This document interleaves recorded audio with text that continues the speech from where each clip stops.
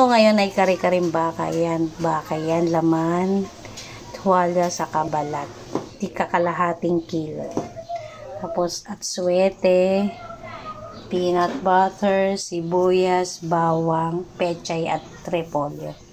Yan lang ang gulay kasi wala namang okasyon eh. Blanch nga pala ako ng gulay kasi pag nilagay mo yan ng ilaw, tumatabang kasi yung sabaw. Mag-a-adjust ka naman sa pagtitimpla. Tapos lalagyan din pala natin ng nor beef. Gisa na ako ng bawang at sibuyas. Tapos baka. Na rin at suwete. Tapos mamaya sabaw. Lagyan ko na ng sabaw.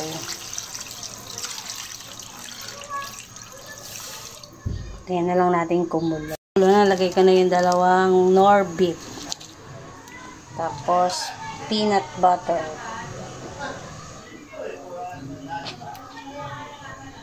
Bukal na pula.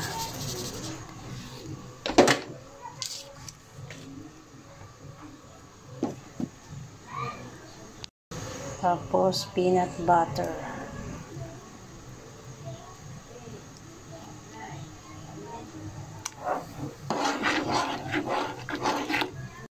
Yan, malapot na dahil sa peanut butter.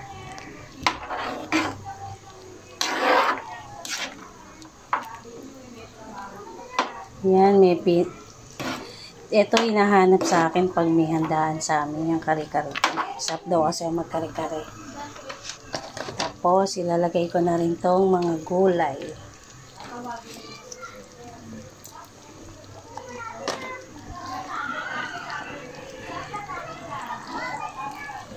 Yan, malapit na to. Yan, luto na. Sarap nga eh. Patayin ko na.